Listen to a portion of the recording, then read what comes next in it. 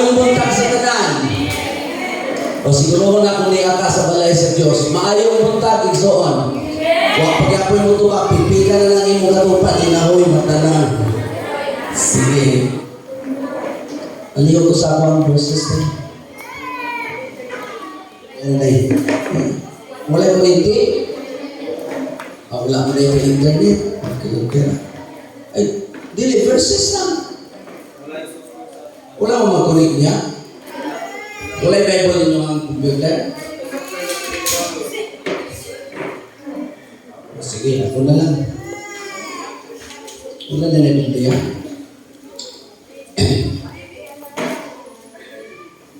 Mahawa na lang yan para di tamatin tayo. Panunod mo.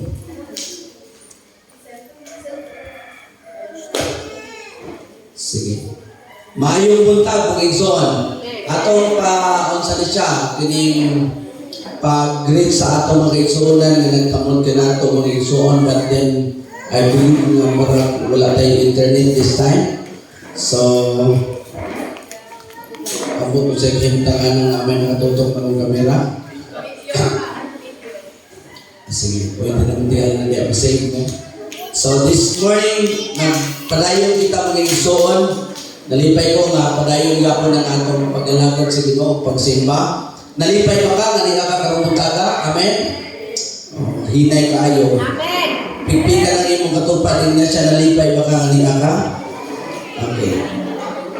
Importante na ba ng pangutana? Tungod at mo, be very relevant mga igsoon sa atong topic karong taga. Okay. Di ko maglangan, as I said, ang akong mga Bible reading na ang akong mga encounters is in the book of Isaiah. So, some of these kimali mga input na gusto na akong i-share kaninyo mga igsoon is just a sort of review para kanato. But there are some things that are very important na mas expounded siya, elaborated na siya, and then nakita na ako kung sa iyang relevant sa akong kapanahonan karon, labi na sa atong pag-alagan sa Ginoo. We are in the end times that lahi-lahi ang atong encounter, but most of our encounter are unfavorable. Katubang mga dili pabor nga circumstansya ang atong giatubang in the end times. No? Sa katapusang panahon, there will be perilous times. No? Dunay panahon sa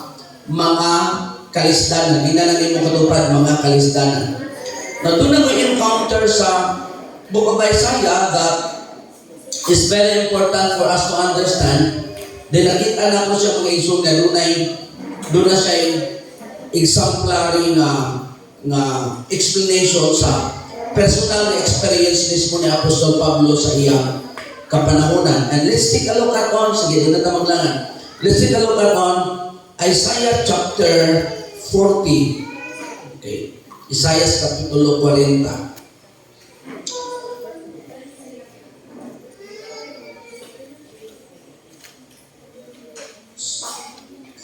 Kung doon na may Biblia, Isaiah kapitulo 40, magsugod nagbasa sa versikulo 29 ngadto sa 31.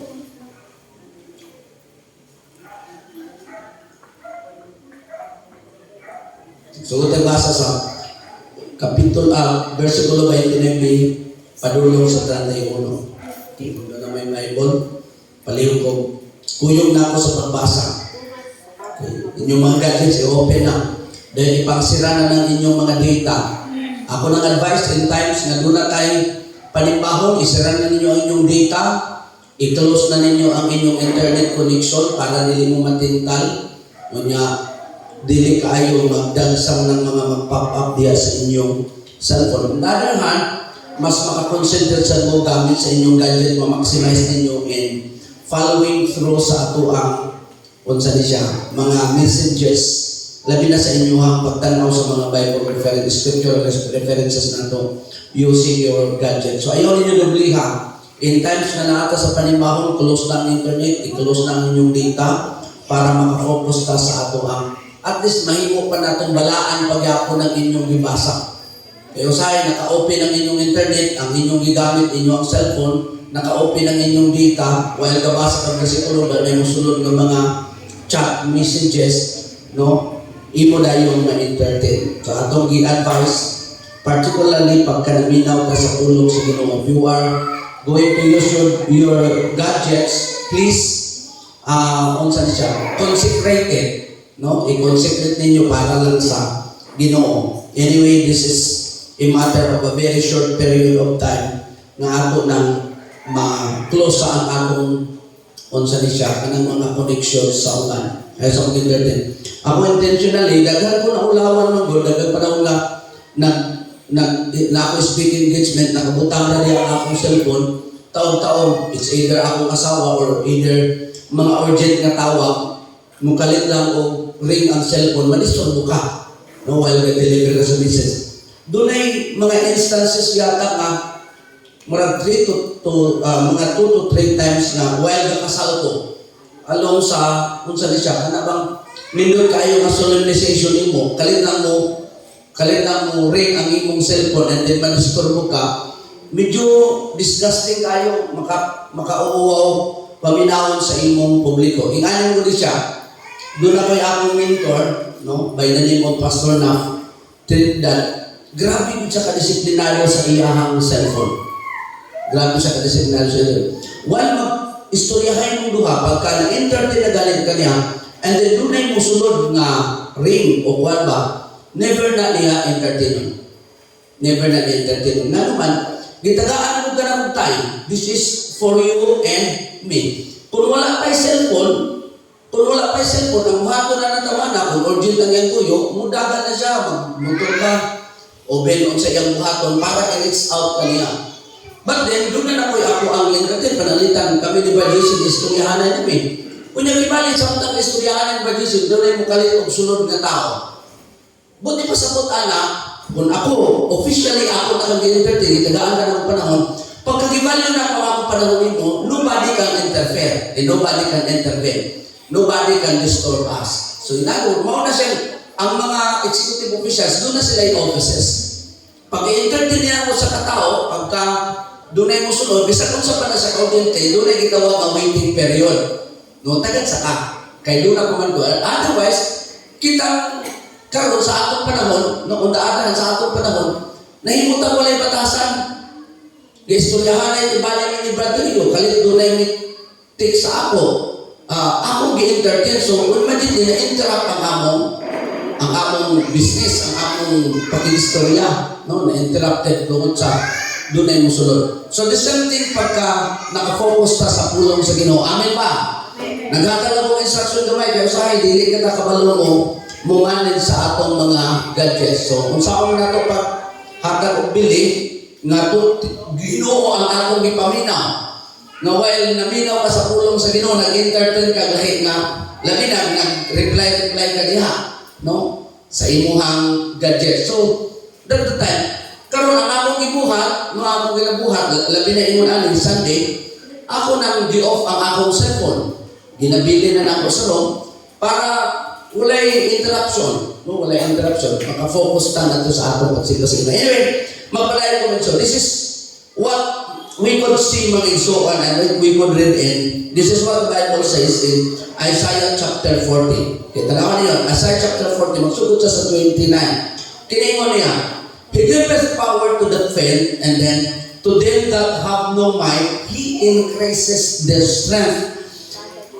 Even the youth shall faint and be weary, and the young men shall utterly fall. But they that wait upon the Lord shall renew their strength. They shall mount up with wings as eagles. They shall run and not be weary. They shall walk and not faint. Akong masahon sa akong duha ka version maning akong binisaya mo siya. Apan kadtong nagahula kang Hiyuba, nagabag-o sa ilang uso. Sugod ta basa sa verse 29. Siya nagahatak og gahom ni adtong mga nangaluya.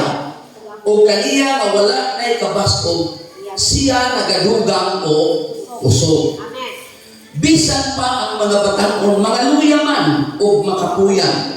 Apan o ang mga batanon, makapukan sa ilabihan gayon.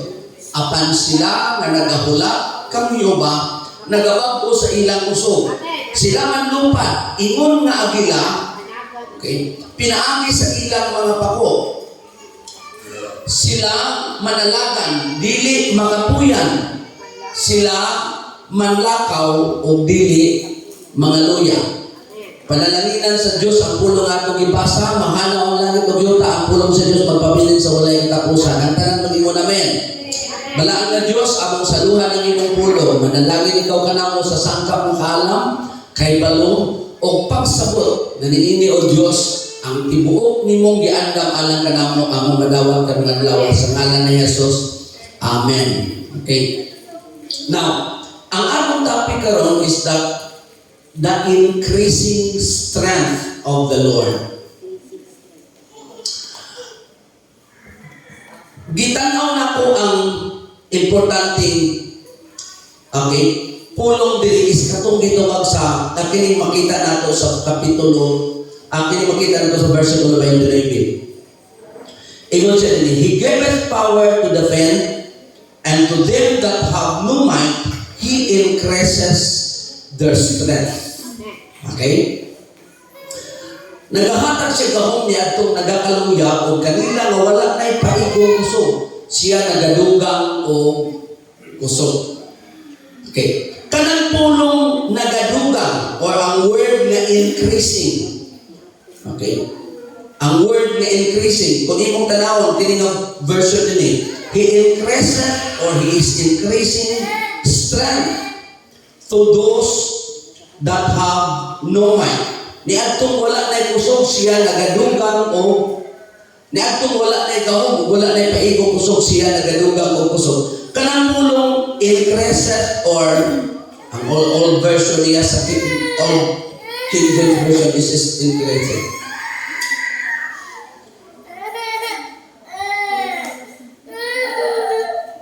So, i-isolate sa natin.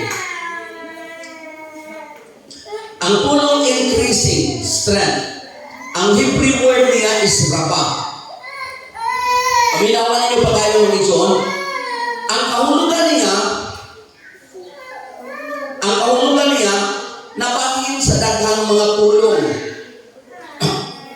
Sa English ng kahulugan, 40 ka beses ang pulong increase gisulti sa balaang kasulatan.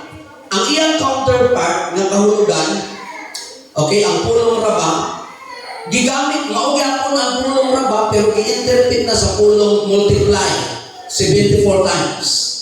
So, ang buti pa sa kung increasing, ingnan ang imong katupad, multiply. In other words, pilo-pilo. Ginapilo-pilo niya. Ang imong limitadong kusog kayo, karon, if the Lord will be the source of strength, kung ang Diyos mo'y tinugdan sa imong kusog, limitado ng imo. But when you will tap into the Lord, He will multiply your strength. Ano ba? 74 times gigamit ang pulong multiply gikan sa pulong nga raba. 29 times gigamit ang word na match. Daghan. Match. Okay? 28 times gigamit ang pulong. Maugyapon na pulong sa inyong raba, pero gigamit niya mga igsuon sa King James Version, gigamit niya ang 28 ka panahon. Meaning, sa mga grammatician, inyo nang ma-differentiate kung sa'yo kahulugan sa match o meaning. Okay? Pero sa Bisaya na, puro na nagyapon daghan. Now, look at this. Pero, walo ka beses gigamit niya mga igsoon ang pulong raba sa pulong gray, dako. So, dili lang ni daghan na gahom, dili lang ni pilo-pilo na gahom, kundi ni gigamit ko sa kini nga dakong gahom. Ingnan ang imong katupad, dakong puso. Ang word na strength of the Lord, gigamit sa Biblia nga, pwede daw kini mudaghan sa atong kinabuhi, pilo-piloon, padaghanon, and then gigamit ko niya nga dako. Dusi ka panahon gigamit sa pulong nga more. Dugang, no? Ang gigamit pulong more. Duha ka panahon gigamit ang pulong long, taas. Kini di ay nga puso, dili mubo. Karon lipay, paggawas lang sa simbahan, gool na. Karon nag-rejoice siya in the Lord, dakila ka, pagkawak sa simbahan ngayon na dyan, asa mo bayad sa among utang. Okay? So, mabura kayo, no? Usahay, ingana na. Pero tinatong nasiga karon galok-sulok ka. Pagkabot mo sa iyong balay, dili na po kami utang, di na katulog maghayang. Ang tawag na, bubong kalipay. Now, referring to the word joy, kanang word na, referring to the word strength, increasing in strength, buti pasabot ang mga igsoon, taas nga kusog. Gigamit sa pulong kaduha ka beses ang pulong raba, gikan sa Lord, gigamit niya og store, pundo, kana bang pundo. Okay?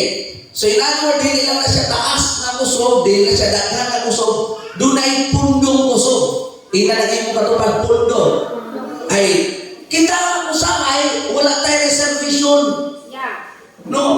Pagka naatay usog karon hunto na to, ugma, wala na tayo usog.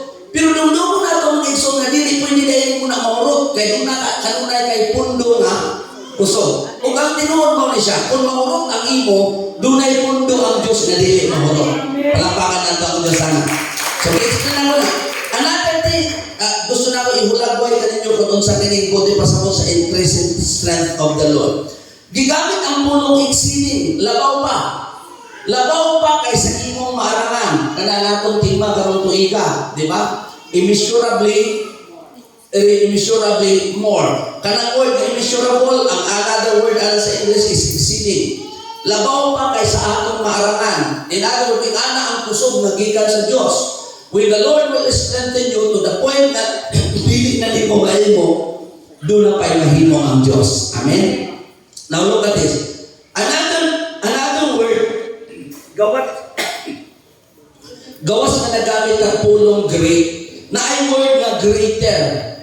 Okay? Mas labing pang dako. Doon yun na ito, pag-abot na ganyan natin mga iso na naanata sa atong gitawag na instant na mas-short circuit ka, draw the strength, tap into the source, tap into the Lord. Because the source, the strength of the Lord is more greater than what you can do. Amen ba ba? Another thing na gigamit ang word na raba, gi-interpret sa English, okay? Gi-interpret sa English, kaduha ka beses gigamit ang pulong dagaya, abundance. Now look at this. Kini ang mga counterpart ng mga pulong mahitungod sa increasing strength. Ang word na increasing strength is that pilo na kusog, daghan na kusog, duga na kusog, okay? Dako na kusog, taas na kusog, pundo na kusog, labaw pa kaysa atong mahimong na kusog. Another thing, abundansya na kusog, unya, gusto na akong ipasabot din yung reason, mas labing dako na kusog, more greater. Okay. Kini ang mga word na nag-interpret sa pulong, increasing strength. Now, sabtan ninyo pag-ayo, gikan sa libro ni Isaias, kini ang akong nagutlo. Naintisado kong tuki, mahitulog ni ini, kaya ingon ang Biblia, gikumpara niya ni ingon siya. Matod niya, ngadto sa mga nawad kusog, siya naghahatag og dugang, kusog. Ingon siya, yan ay gikumpara ang mga batanon. Matod niya, kabalo mo bisa ka mga batanon ko na. Sa atong kaliwatan, sa atong universo, sa atong status, ingon nga mga tao, sa atong human status, dili na lang ta magpasama-sama. Pag edad na gani sa tao, magsukar na gani edad ang lalaki, sa iyang gitawag nga independent edad, 18. Kita sa atong youth organization sa firstborn, magsugod sa 12. Pero ang makabutar, doon na kusog, doon na independent yung buto, magsugod sa 15. Ang makabutar sa ato, ang atong doon ay voting power, natay voting capacity, hanggang sa atong asembleya magsugod sa 15. Bagay naman isuon, adolescent sa sinida, 17 pa ubos. Ang dili mo kumpiyansa ang nakusog sa tao, paghingkod sa tao sa edad na 18, musangkong na sa edad na 35. Walay hupas ng kusuga, dili na kumpiyansaan. Pag makapunta na ni kalamo sa 35, ato na ka 40, labi na magsugod ka 40, no? Actually, 35 to 40, makaastang pa na. Pero magsugod na gani kang edad 40, matod pa sa mga psychologists, life begins at 40. Actually, kana siya mga igsuon, dili na siya sensyal na termino. Kung ninyo nag-research, psychological na siya doon nga termino. Nga ang kusog daw, magasugod ang kinabuhi, magsugod sa 40. Actually, ang tawag ng life begins at 40, lain na siyang kusog na pod, lain estado. Nga na, kabalo mo, pag edad na ni mo kari 40, iniduko ni mo, pag tuyhan ni mo, magsugod na glaluto. Okay? Sugod ni mo pamati din na lain na kay sa imong bation kaniadto sa tang mata-mata. Pag referring to this, okay, emphasis nato, ingani siya mga igsoon, sa edad 18 taon sa 35 sa tao, diya ang iyang pagkabatanon kana ang gitawag nga the strength of the youth. Kana ang kusog sa pagkabatanon. Kana ang dili kumpiyansa ang mga kusog. Busog sa dili. Pag kanaadi ang edad sa imong kontra, ikaw nag-edad ng 50, 40 taas, unya mo na edad sa imong kontra, ayaw yung kumpiyansa. Kaya kana ang iyang maximum na kusog. Sa iyang human status sa estado sa iyang pagkatao, diya ang imong grabe ka persado. Pila ka nato mong insun lagi edad na karong 40 padulong pataas, ikumpara nimo ang imong mahimo sa imong anang idara. Panalita ni Brad Jesus, sa bagisi karon ng senior citizen na ako lang itabib na ninyo nga naminaw siya para dili ko mahimong marites. Okay? Sa una, Luzon, Visayas at Mindanao ang biyahe ana. Magdala og mga epiktos, mga isog sa GRS. Oo, kay driver na siya sa panel o mga dagkong sakyanan sa Luzon, Visayas at Mindanao. Suruyon ang Visayas, Mindanao, Luzon, mga isuon. Mag-drive mo sa sakyanan, ingon anak ka, kusgan pa, pero karon Rajes, pamina mo. Tuyo ko Mindanao, kaya pa ka? No? Nga maglurat ang imong mata, nga magsuri-suri sa buhok. No? Kunya, pukaon o 24/7 na duty, pukaon sa amo at anytime. Labi na masuod ka sa amo, ang pinturon suod ka sa amo, raglakas-lakas ka, pero gidaog-daog ka. No? Kaya wa kay paulay nga, dili nila pwedeng madisturbo. Now look at this. Ingunan na ng klase sa kusog. Now, kini ang ginon sa Biblia. Ano niyo? Bisa ng mga batanon, ingon siya, maluya. O ganit mga pukan sila sa hilabihan. Paminawa, apan siya nga nagahulat sa Diyos, nagabako sa iyang kusog. But they that wait upon the Lord shall renew their strength. Okay. Unsay impact ating kusog na? Nga kinahanglan natin eh. We need to have a renewed strength as we are waiting on the Lord. Now, kini ang klase sa kusog, ang komparasyon niya mga batanon. Bisan daw ang mga batanon maluya, galing mapukan sila, pero kung saan kusog na atong magamit in waiting upon the Lord, or as we have, what kind of strength we could regain in the Lord? Kung saan nga kusog? Increasing strength. Kung saan mo ipasabot?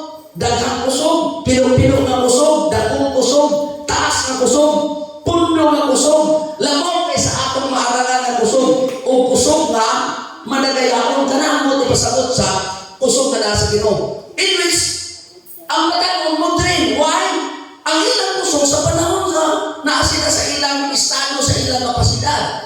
What if, mumana ang ilang katong, unsa ni siya, period of having a maximum strength. That's why di ba?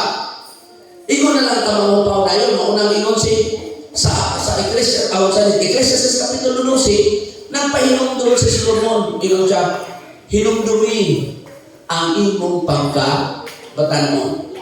And look at this. At this time, wala siya magpahinumdum og tiguan. This is a particular sermon of Solomon ngadto sa mga batanon.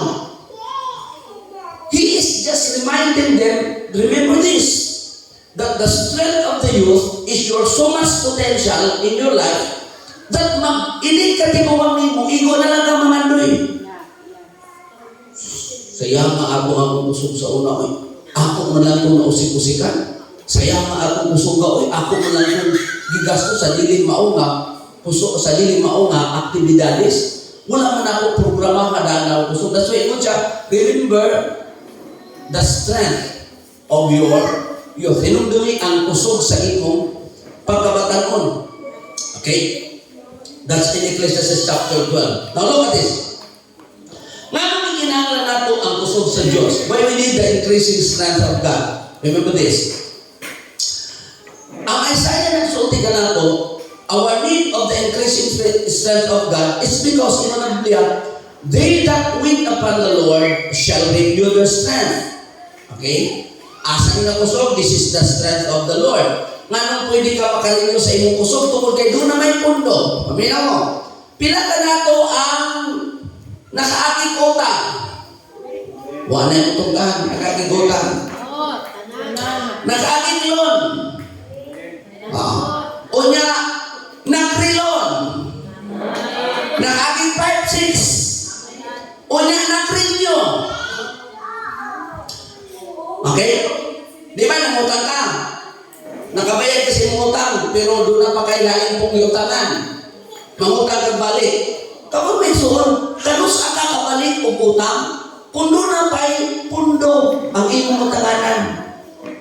Pero pagka wala na galing pundo, ay nagpakabuhi mo ng taon-taon, pinagapagin.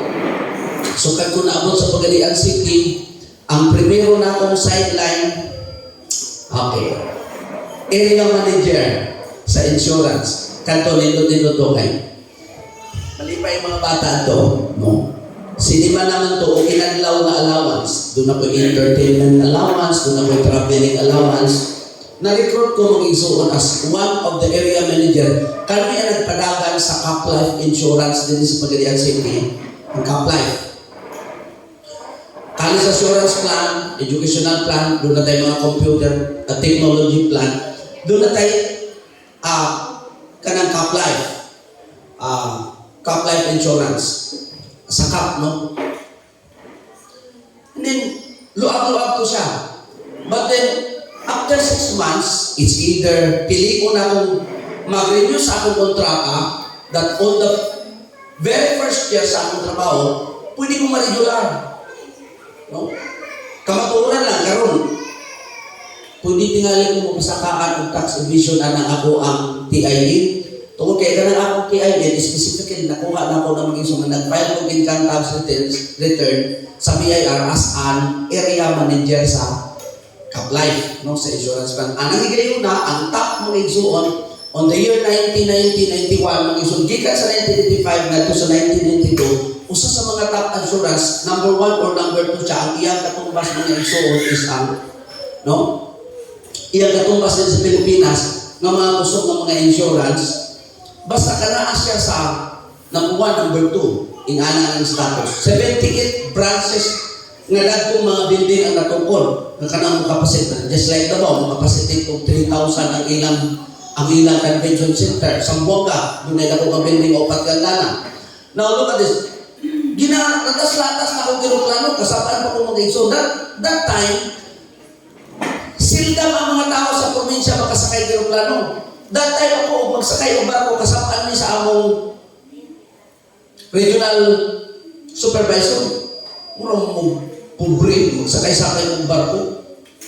At that time, may aeroplano pa ang Sambuanga o Pagadian City. Okay? Now, kami na kaya nga akong ikwenta. Gusto na ako na ikwenta out ng igsoon ninyo. I am illustrating this because grabe ang pagpangandak sa kumpanya. But ultimately, no, pag-abot sa 1998, nag-declare mag-igsoon ang college assurance plan.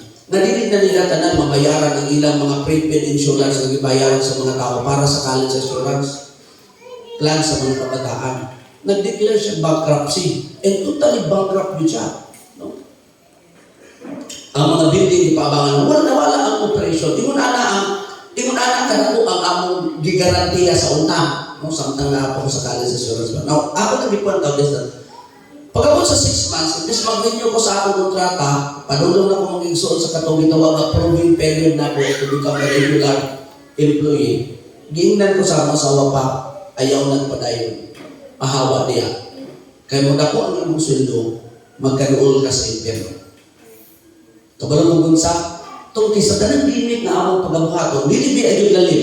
Kanang laway nimong puhunan, kunya bayuan ka mga igsubarta, bilinan na nimong resibo. Wala kay produkto ngay hatag. Prepaid insurance ni Balita, bayaran lang ni karon, insured na ka, bayaran ni karon, ang imong mga bata, maka-eskwela ni, bayaran ni karon, napakay riders ng hospitalization, bayaran ni karon. Laway na puhunan, wala kay hatag ang produkto, tinta sa bulpin.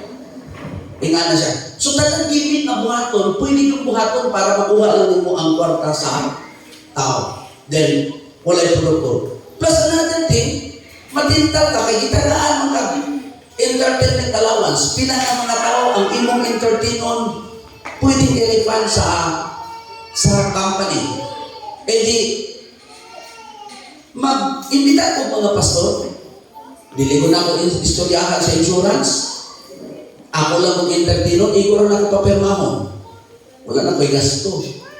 Kaya di pa naman sa kumpanya, yung sa FA, na ako, yung pastor sa FA, may inferno ka na. Kaya tinulwa man din mo i-entertain sila para sa imong kumpanya. I-entertain na din mo kay imong fellow pastor. Imong papirmahon, wala ko'y kwarta. Sila na aman. Niya pagustuhan ka kung saan pagurot sa kwarta. Look at this. Bundo, mong istorya, nagbuhat ko transition, nag-drive ko tricycle. Dito na sa tricycle. Taon-taon na to. Ngayon nga buhay. Siguro, straight. Okay. Naapod sa mga napuno na tuig na tagtungang nabigin ng uli para lang yun makakwata. Kinakali mo diha ang paibong kusog. Napaminaw mo minson. Kini siya. Nga nung kinakala nato ang kusog. Ingon sa Bible, sila na nagulat sa Diyos will renew their strength. Why? Nga no? Because for the word, wait.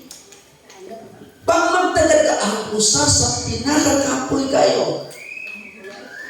Huwag man ka maghako. Huwag ka, pero mo din ang kapuya kayo. Kanang nagsabot mo, nga magkita, unya, abot sa oras, wag mo ito nga. Ambot pa po nga ng kapuyon ka na. Dili lalim ang pagtagal. It needs strength for waiting. Amen ba? Tungkol kay Lunay, estado ingo na Biblia. Sila nga nagahula. Ang paghula, kinahanglan kusog. Shall renew their strength. Another thing, okay? Nga nung ikinanglan ta kusog, and we need to have that multiplied strength, much strength, great strength, long strength, stored strength, exceedingly great strength or more, abundantly strength. Nang ikinanata because we are in the stage of waiting. Naakita sa atong kapanahunan sa pagtagal. This shall renew their strength. They will mount up as eagles. Ingalagin mo katupad, mounting. Kapag mo ng pasaka, dili lang na siya sa lupad. In other word, no? Pero ang mo di pasabot pasubida, ingalagin mo katupad. Kanang pasaka, kanang sakaon, kinahanglan ng kusog. Amin ba ba? O paminaw mo, usa sa ato ang gikinahanglan kusog tungod kay sama daw sa agila, gikinahanglan musaka. Kabalo mo may suol nga. Ang agila, tuwas siya makapahulay kung tuwa na siya ipabaw sa stone. But while he is struggling on the storm, he needs strength to mount up. Samtang nagsungasong siya mga igsuon sa unos, gikinahanglan siya kusog, aron siya makasaka. Pero pag abot niya sa taas, that's why ang tawag ng igsuon din sa Biblia, agila. Nga nung buti pasabot, ang buti pasabot, dili sa tanang panahon ka mga igsuon mag-struggle. As you are mounting up over the storm, when you are there up above, pagtuwa na ka sa taas, dili na kagikinahanglan magkapakapag. Igo na lang ka, mutuyhan sa imong pako, o magpalutaw-lutaw sa hangin. That's the strength, no, that is needed by an eagle. Why? Tungkol kay, gikinahanglan tang musaka. Another thing, ingon siya, they will run Ina lang yung katupat, run. Kaya sa mani, dili ba kita ni? Pila man ka nato ang nagdagat sa atong Diyos. Pila ka ninyo ang gusto mo yung inibalik sa Ginoo. Now we are waiting. But as we are waiting on the Lord, we need to have this struggle of mounting up. Because while waiting on the Lord, we are facing storms in life. Tingnan natin mo katupad. Storms. Daghang bagyo sa kinabuhi. O galing lang sa atong atubang ng bagyo sa kinabuhi, look at this. Ang uban na ito, dili kasaka sa taas. Kung di ka kabot sa taas, dili ka rabagyon ka pahulay. So, your struggle must be objectively. No, mag-struggle ka, pero ang imong objective dapat, anong ka mulapos na ito sa taas, because you are up high there. Pag tuwa ka sa taas, above the storm, you can rest in the presence of the Lord. Pwede ka kapahulay. Another struggle din nato mga isod. Di siya run. Mudalagan sila. Ina lang yung katupad dalagan. Pila man ang giginahanglan is strength sa dalagan. If you are naturally walking, you are naturally isod, nagbuhat ka sa imuhang natural na aktibidades, ang imong use strength, imong ginagamit din na. But you will execute mo. So pagka mag-execute na gani ka into running, mag-transition na ka. When you have a transition from your regular practice in life, that you would, okay, run. Pagka munagan na gani ka, you need extra strength on it. Amen, amen. Dili pwede ng usual strength ninyo. Okay, tagatawag sa mga. Usa sa akong habi, kagahapon kaya akong i-expose beside na anamang ko'y health tips doon. Pasakay na gamay hangka, kanang kung sanin. Kanang gamay lang na health tips sa ato. Doon na daw ko may pinaka-importanting regular discipline na to. Nga nung short daw ako nung mga igsuon. Short ta sa atong pagrigin o strength nga na sa Ginoo. Doon na tayo regular na ito nga. Practice kung tanga. Himulan na itong lifestyle. Kung na-disiplina daw. Kada mata sa buntag, dili mo timbakwas kung ato dayo sa imong trabaho. Kung dili ka mag-practice sa imong breathing exercise, tingnan ang imong katupad breathing exercise. Kita dahil doon na tayo breathing exercise. Kasi kita igo naman. Usual man nato nga breathing.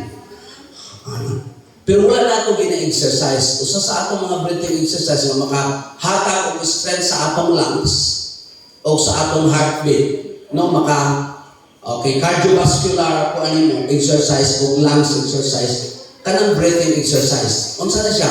3 minutes inhale, unya 6 minutes exhale. Unsa nang buti pasabot? Sige daw. Ako 3 seconds there. Ay 3 minutes naman, mamatay naman. Tingala ko ba na yung so yung tanan ng tangin, ready? 1, 2, 3. 1, 2, 3. Okay? Diba katong? 3 seconds. Inhale.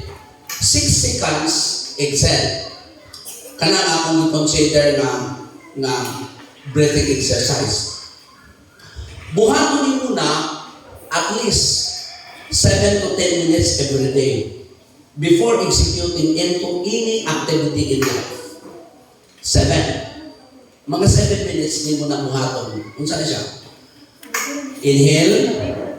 Tulog. Kita kay maupay pagbakod na to kay naginawa lang kita. Trabaho man na yun, kapulit kinayon ka. Wala rin mo tagain. Diha ni ay gates. Kana as long as I live, breathing na siya, no? From the rising of the sun until it's going down, the name of the Lord is to be praised. In other words, ang focus sa imo pagpasalamat ngadto sa Ginoo, sa imong breath, sa imong breath of life. So, kung di pasabot ka lang, gitagaan imong disiplina nga, doon na sa kay focus, salamat Lord na ginawa ko. Kung yung imo nag-exercise, suyod kaghangin, 3 minutos, mubuga kaghangin, 6 minutos, suyod mo na. Kung kaya ni mo up to ng 7 minutes minimum kada adlaw, paminaw ni, gi-exercise ni mo ang imong gininawa, dili ka dali masya. Dayon, dili ka dali ma-high-tempered pagka makabatit ka balita. Dili ka dali may muna na. Dili ka dali ma-shock, no? Breathing exercise. Then, imong gipangga daw ana ang imong kasing-kasing ug ang imong lungs. Okay? Now, pamina mo, dili ikahatag sa bisan unsang medisina ang sigla sa adlaw. That's why nagbasa ko sa Biblia, kung sabi, from the rising of the sun. So in other words, from the rising of the sun, doon na nadaan si appreciation.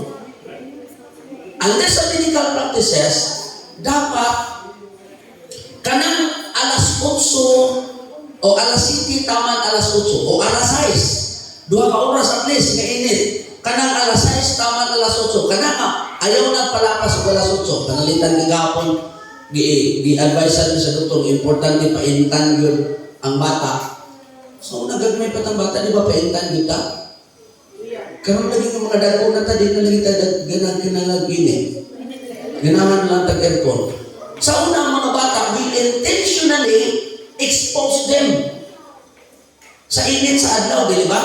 E di ang panguntangan ako, bata ra di ay kinahanglan na.